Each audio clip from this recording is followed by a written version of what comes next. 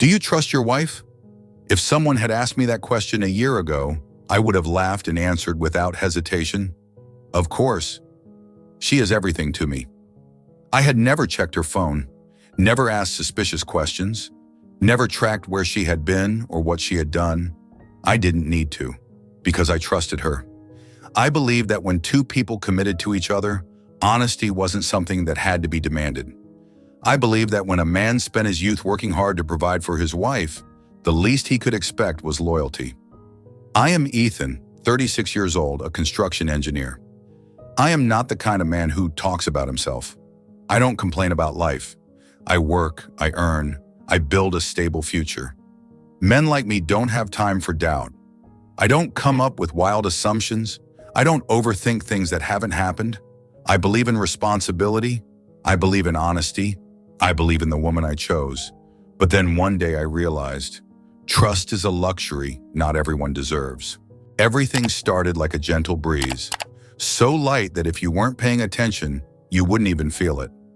Sophia started coming home later. She said work had been busier, more meetings, longer hours. I believed her. Why wouldn't I? I had always trusted her. But then I noticed the dinners we used to share became less frequent. At first, once or twice a week, then 3-4 times, and eventually not at all. When I came home, the apartment was dark. There was no laughter coming from the kitchen, no meal waiting on the table. I'm not the kind of man who expects his wife to cook every night, but I miss sitting down with her, sharing a meal, talking after a long day. Now it was just me in the silence. She was texting more. I started noticing how her phone screen was always lit up, but I also noticed that every time I got close, it went dark in an instant. At first, I thought I was being paranoid, but then I started paying attention to the way she reacted when a message came in. A fleeting smile, but not for me. Fingers tapping quickly on the keyboard, but not to tell me about her day. Her eyes glancing at me when I walked into the room, as if I were an intrusion, not the person she once shared everything with. I didn't ask. I never asked too many times, because I knew if someone wants to tell you the truth, they'll tell you the first time. If they don't, then no question will ever matter. I don't believe in wild assumptions. I don't engage in pointless arguments. I don't chase after things that don't belong to me. I believe in the truth, and the truth always finds a way to reveal itself. Saturday night, Sophia said she had a late meeting. I nodded, not asking anything else. I didn't ask what time the meeting would end. I didn't ask who she was with. I didn't ask why she chose a weekend night to work. I didn't need to ask, because if someone is telling the truth, they won't leave room for doubt. And if they're lying, they will always leave a trail. I drove, but I didn't go home. Instead, I parked near a cafe close to her office. I wasn't following her. I didn't need to. I simply placed myself in a position where I could see the truth, if it decided to show itself. I sat there, hands on the steering wheel, eyes scanning through the windshield. I wasn't expecting anything, but I knew the truth always comes, sooner or later. 11 p.m., a sleek luxury car pulled up in front of an upscale restaurant. I didn't need to squint to see clearly. The door opened. Sophia stepped out, soft curls in her hair, a dress hugging her body, lips painted a deep wine red. Not an outfit for a meeting, not a smile for a colleague, and not the look of a woman who still belonged to me. She stood there, lips curving slightly as she gazed up at the man in the driver's seat. I didn't need to see his face. I didn't need to know who he was, because his identity didn't matter. He could have been anyone. What mattered was what I had just seen. The truth was no longer just a theory. I didn't step forward. I didn't call out her name. I didn't need a dramatic confrontation. I just sat there, fingers tightening slightly around the wheel, and took a slow, steady breath. No anger, no pain.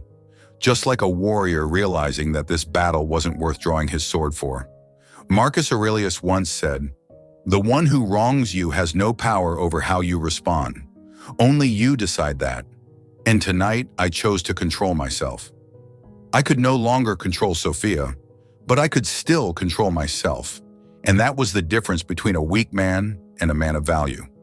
I drove home, opened a bottle of whiskey, poured myself a full glass, and sank into my chair. The burning liquid trailed down my throat, but it didn't taste bitter. I stared into the empty space ahead, thinking nothing at all. Just accepting. Not everything in life is worth holding on to. That night I slept better than I expected, because I knew tomorrow I would no longer be the man Sophia could take for granted. I didn't bring it up. I didn't check her phone. I didn't ask where she had been. I no longer searched for a confession because I didn't need it anymore. But I started to change. Not the kind of change people put on display, hoping for attention. Not dramatic silence or subtle jabs, but a real change. I stopped waiting for her. I used to come home on time, hoping we'd have dinner together. Now I stayed at work later, not because I had to, but because I had no reason to rush home anymore. I used to text her on my way back, "Do you need me to pick up anything?" Now I couldn't even remember the last time I sent that message. I used to kiss her forehead every morning before I left. Now I just got up, grabbed my coat, took my keys, and walked out the door. I wasn't cold, but I didn't care anymore. And that's when Sophia started to worry. At first, she didn't notice. Maybe she thought I was just busy or sulking in silence. She didn't realize I wasn't angry anymore. I had let go. But then she began to sense something different. The check-in texts started coming in. "Where are you? Will you be home for dinner tonight?" I didn't reply right away. I was no longer available on demand. The wary glances appeared when we passed each other in the house. "You've been acting different lately." She said it like I was the one who had changed, like I was at fault for no longer chasing after her, like I had broken something she thought would always be there. One evening, while I was sitting on the couch reading, she walked up and said softly, "Let's go out for dinner this weekend." She tried to sound casual, but I saw the uncertainty in her eyes. She was testing. She was checking to see if I was still the same Ethan. But I was no longer the man who would immediately say yes. I looked up at her, nodded slightly. "I'll check my schedule." She froze, because for the first time she realized she no longer had control over me. 1 month later, I had given her time. Time to realize that I was no longer the man she could rely on the way she once did. Time to see that I was no longer searching for answers. Time to feel the emptiness of my absence, the void left by my indifference. But more importantly, I had given myself time to be certain of my decision, because once I made it, there would be no turning back. That night I called Sophia into the living room. She walked in slowly, hesitantly. She looked at me, eyes filled with caution. I could see the worry beneath her composed exterior. She knew this wasn't going to be good. She sat down across from me, hands unconsciously gripping the edge of her shirt. A small action, but it spoke volumes. She was afraid, but she didn't know what was coming. I looked at her for a long moment, saying nothing. Then I reached into my jacket pocket and placed a single piece of paper on the table. A separation agreement. No explanations, no drawn-out speeches, just a simple action, one that said everything. Her eyes widened. "Ethan, are you serious?" Her voice softened, as if she couldn't believe what she was seeing. I simply nodded. No further words were needed. She shook her head, trying to steady herself. "We can work through this. I can explain." I tilted my head slightly, watching her. "That won't be necessary." I took out my phone, opened a picture from my gallery, and placed it on the table. The screen glowed, displaying an image. Her stepping out of a luxury car, wearing that red dress, smiling at another man. Not an accusation, not an argument, just the truth. She clenched her fists, her eyes flickering with panic. For the first time since this all began, I saw her lose control. I didn't yell, I didn't rage, I didn't demand answers. I simply let go. "This isn't about blame, Sophia. Not about you or me. I just don't want to do this anymore." My voice was calm, but I knew my words cut deep. She panicked. She had expected me to explode, to lash out, to demand explanations. She had expected me to argue, to beg, to fight for her. She thought I would try to hold on to her, but I did nothing. And that was what scared her the most. Marcus Aurelius once said, "If you are distressed by anything external, the pain is not due to the thing itself, but to your perception of it, and you have the power to revoke that at any moment." I had the power to control my emotions. I had the power to decide how I faced this truth. And today, I chose to walk away, calm and unbothered. 2 months had passed since the day I walked away. 2 months without her check-in texts, without the sound of her footsteps in our shared apartment, without the cautious glances, the hesitant invitations. 2 months, quieter than I had expected. Then one day a message appeared. "Ethan, can we meet?" I looked at my phone. There was a time when I would have replied instantly, a time when I would have wondered, been curious, eager to know what was on her mind. But now, I felt nothing. I didn't rush to respond. I didn't need to, because I was no longer the man she could unsettle. We met at a small cafe. Sophia walked in. I looked at her, and I realized she was no longer the woman I once knew.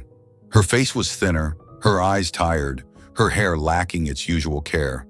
But the biggest difference wasn't in her appearance. It was in the way she looked at me. No confidence, no certainty, no trace of the woman who once believed she was in control. She had no choices left. We sat down. I said nothing, waiting for her to speak, and then she did. "He left me." 3 simple words, no excuses, no hiding. The man she betrayed me for had abandoned her right after I left. He had a wife. He had never planned to stay. She had been nothing more than a passing distraction in his life. She lost me, only to become a side character in someone else's story. I looked at her. No pity, no anger, just calm indifference. I didn't feel satisfaction. I didn't feel joy. I didn't feel like I had won, because this was no longer my concern. She waited for me to say something, maybe words of comfort, maybe a hint of regret, maybe an opening, a way back.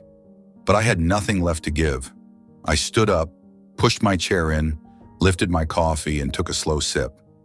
Then I met her gaze. "Good luck, Sophia," and I walked away. No looking back, not ever.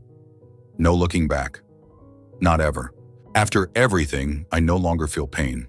I no longer feel anger. I don't look back at the past with regret. I don't need Sophia's remorse to validate my worth. But I have learned a lesson, not just about love, not just about betrayal, but about a man's value and how a truly strong man faces loss. These are the principles I will never forget. 1. Focus on your own value. Work for your future, but never let anyone undermine your worth. As a man, your greatest asset is not a woman. It is the value you build for yourself. I spent years working, building my career, creating a stable life. I didn't do it for validation.